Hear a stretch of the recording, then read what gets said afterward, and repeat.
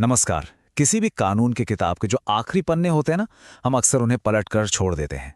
लेकिन क्या आपको पता है कि भारतीय साक्ष्य अधिनियम 2023 यानी बीएसए के इन्हीं आखिरी पन्नों में कुछ सबसे जरूरी नियम छिपे हैं। आज हम इन्हीं सेक्शंस 166 से 170 पर बात करेंगे। ये वो नियम है जो तय करते हैं कि अदालत में सबूतों का खेल ईमानदारी से कैसे खेला जाए। हम सबको लगता है कि कानून के आखिर में तो बस फॉर्मेलिटी वाली बातें होती होंगी, पर असल में यहीं पर न्याय के पूरे प्रोसेस की आत्मा बसती है। ये वो नियम हैं जो पक्का करते हैं कि इंसाफ की लड़ाई पूरी फेयरनेस के साथ, पूरी ईमानदारी के साथ लड़ी जाए। तो चलिए इन नियमों की परतों को एक एक करके खोलते हैं। आज की हमारी चर्चा का रोडमैप कुछ ऐसा रहेगा। हम समझेंगे कि सबूतों के ये नए नियम हैं क्या, कोर्ट में डॉक्यूमेंट्स के साथ कोई चालाकी क्यों नहीं कर सकता, और सच तक पहुंचने के लिए जज साहब को क्या स्पेशल पावर दी गई है। साथ ही ये भी देखेंगे कि अगर सबूत लेने देने में कोई गलती हो जाए तो क्या होता है, और कैसे हम पुराने कानून से इस नए दौर में आए हैं। तो चलिए शुरू करते हैं हमारे पहले टॉपिक से, भारतीय साक्ष्य अधिनियम 2023। देखिए, ये सिर्फ एक नया कानून नहीं है, बल्कि ये सबूतों को देखने और समझने का एक बिल्कुल नया तरीका है। इसने 150 साल से भी ज्यादा पुराने 1872 वाले कानून की जगह ली है। इसे ना एक फिल्टर की तरह समझिए। ये कानून एक फिल्टर है जो तय करता है कि किसी केस में सच को साबित करने के लिए कौन सी जानकारी काम की है, भरोसे लायक है और किसे बाहर रखना है। और यही फिल्टर एक सही फैसले की नींव रखता है। अब बात करते हैं डॉक्यूमेंट्स की, जो किसी भी केस की रीढ़ की हड्डी होते हैं।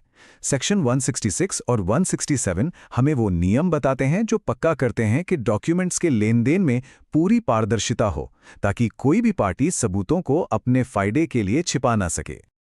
ये दोनों सेक्शन एक ही सिक्के के दो पहलू हैं, ये खेल को बराबर रखते हैं। सेक्शन 166 कहता है, अगर आपने कोई डॉक्यूमेंट मंगवाया और उसे देख लिया तो आप उसे सिर्फ इसलिए नहीं छिपा सकते कि वो आपके खिलाफ जा रहा है। अगर दूसरी पार्टी ने कहा तो पेश करना ही पड़ेगा। वहीं सेक्शन 167 कहता है, अगर आपसे कोई डॉक्यूमेंट मांगा गया और आपने जानबूझकर नहीं दिया तो बाद में आप उसी डॉक्यूमेंट को अपने बचाव में इस्तेमाल नहीं कर सकते। चलिए एक उदाहरण लेते हैं। मान लीजिए रोहन ने प्रिया पर एक प्रॉपर्टी अग्रीमेंट को लेकर केस किया। रोहन के वकील ने प्रिया से कहा कि ओरिजिनल एग्रीमेंट पेश करो। प्रिया ने दे दिया।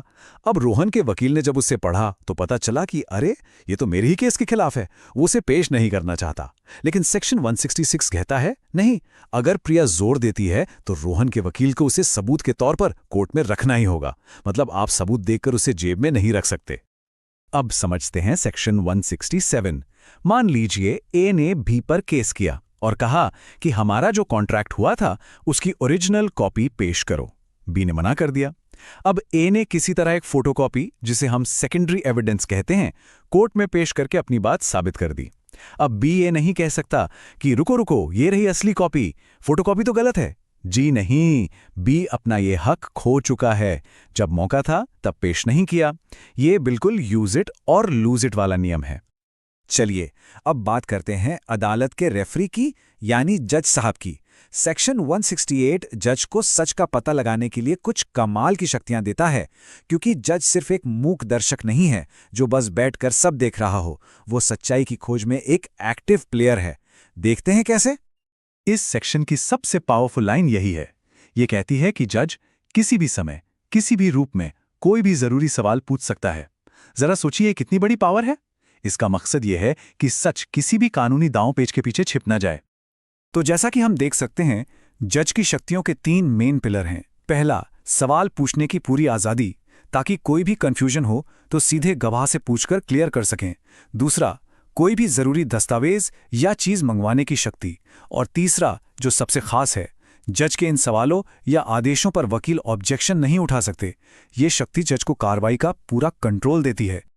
हाँ, लेकिन ऐसा भी नहीं है कि ये पावर अनलिमिटेड है। कानून ने एक बैलेंस बनाया है। जज का फैसला सिर्फ उन्हीं सबूतों पर आधारित होना चाहिए जो केस से जुड़े हैं और साबित हो चुके हैं। वो किसी को प्रिविलेज सवालों का जवाब देने के लिए मजबूर नहीं कर सकते, जैसे कि एक वकील और उसके क्लाइंट के बीच की बातें। और ना ही वो कोई गलत या अनुचित सवाल पूछ सकते हैं। ये लिमिट्स पक्का करती हैं कि पावर का गलत इस्तेमाल ना हो। अब एक बहुत ही प्रैक्टिकल सवाल पर आते हैं। मान लीजिए सुनवाई के दौरान किसी सबूत को गलती से मान लिया गया या गलती से खारिज कर दिया गया, तो क्या होगा? क्या इसका मतलब है कि पूरा केस फिर से शुरू होगा? सेक्शन 169 इसी सवाल का जवाब देता है। इस सेक्शन का प्रिंसिपल बहुत सीधा और प्रैक्टिकल है। हर छोटी मोटी टेक्निकल गलती के लिए पूरी मेहनत बर्बाद करने की जरूरत नहीं है। कोर्ट ये देखती है कि क्या सबूत से जुड़ी वो गलती इतनी बड़ी थी कि उसने केस के फैसले को ही पलट दिया। अगर उस गलत सबूत के बिना भी फैसला वही रहता तो फिर से ट्रायल चलाने का कोई मतलब नहीं। ये नियम अदालतों का कीमती वक्त और पैसा बचाने के लिए बहुत जरूरी है। और अब हम आ गए हैं अपनी चर्चा के आखिरी पड़ाव पर, सेक्शन 170। ये सेक्शन एक पुल की तरह है जो हमें पुराने कानून के दौर से नए कानून के दौर में लेकर जाता है, बिना किसी कंफ्यूजन या गड़बड़ी के। सेक्शन 170 में दो बातें बिल्कुल साफ हैं। पहली, 1872 वाला पुराना इंडियन एविडेंस एक्ट अब खत्म हो चुका है। लेकिन दूसरी और सबसे जरूरी बात, जो भी केस इस नए कानून के लागू होने से पहले से ही अदालतों में चल रहे थे, उन पर पुराने कानून के नियम ही लागू रहेंगे। ऐसा इसलिए किया गया है ताकि चलते केस के बीच में नियम न बदलें और न्याय की प्रक्रिया में एक स्थिरता बनी रहे। तो चलिए, अब तक हमने जो कुछ भी सीखा है उसे फटाफट रिवाइज कर लेते हैं। यह है आपका लीगल टूलकिट इन सेक्शंस को आसानी से याद रखने के लिए। तो ये है 5 सिंपल नियम। नंबर 1, डॉक्यूमेंट मंगवाया तो जरूरत पड़ने पर पेश करना ही होगा। नंबर 2, डॉक्यूमेंट छुपाया तो बाद में उसे इस्तेमाल करने का हक खो दोगे।